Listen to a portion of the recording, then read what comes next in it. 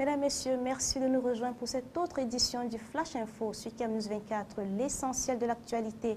En ouverture de cette édition, le sommet sur la sûreté et la sécurité maritime dans le golfe de Guinée. Le Cameroun sera le foyer de cette première rencontre internationale les 24 et 25 juin 2013 à Yaoundé. 24 chefs d'État et de gouvernement des pays membres de la Communauté économique des États d'Afrique centrale et de l'Ouest, ainsi que les représentants de la Commission du Golfe de Guinée, se réuniront au Palais des Congrès de Yaoundé avec le soutien des Nations Unies et de l'Union africaine.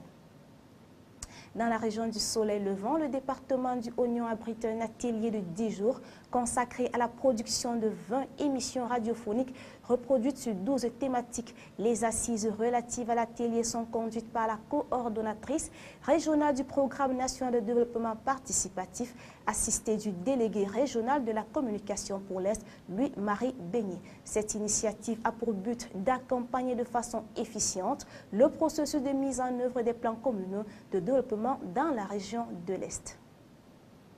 À Garoua, dans le Nord Cameroun, la 32e édition de la fête de la musique a vibré en son et à la cadence de la musique sahélienne et même au rythme du Cameroun méridional.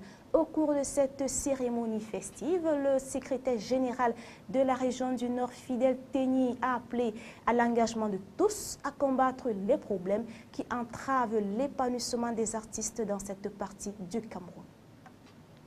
Toujours dans le Nord, et cette fois-ci, c'était dans la localité de Nari, dans l'arrondissement de Lagdo, qui s'est doté d'une mosquée, le don est d'Abdoul Bagui Hamadou, qui a bénéficié du concours de la communauté musulmane de la localité.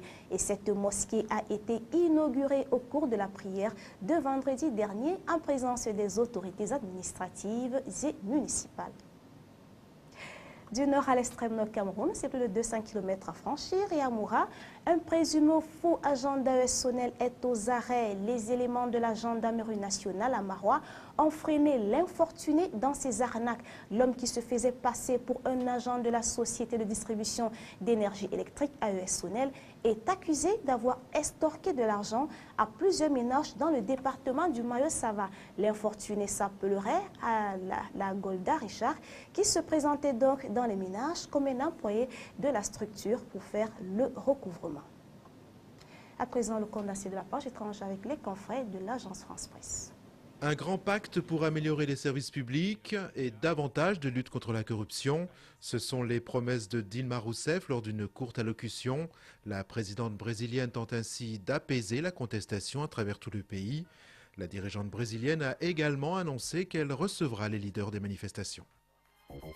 Edward Snowden, désormais sous le coup d'un mandat d'arrêt. La justice américaine a décidé vendredi d'inculper le jeune homme pour espionnage et a demandé à Hong Kong de l'interpeller. Un traité d'extradition existe entre l'ancienne colonie britannique et les États-Unis, mais Pékin dispose d'un droit de veto. Rassemblement en soutien aux familles des 4 Français retenus en otage au Sahel. Proches, amis, membres d'associations se sont réunis dans plusieurs villes de France pour marquer leur impatience devant le silence et l'inaction des autorités.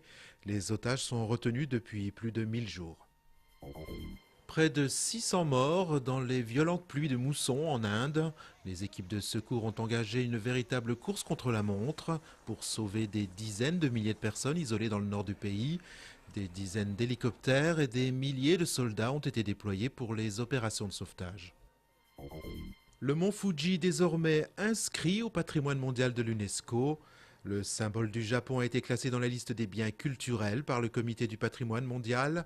Le Fujisan, ce cône volcanique souvent couronné de neige, a toujours inspiré les poètes et les artistes et a été l'objet d'un pèlerinage depuis des siècles. Le mont Fuji est le 17e site du Japon classé par l'UNESCO. Et cette édition s'achève. Les informations se poursuivent sur CAM News 24 et vous pouvez toujours vous rattraper en consultant le site camnews24.net.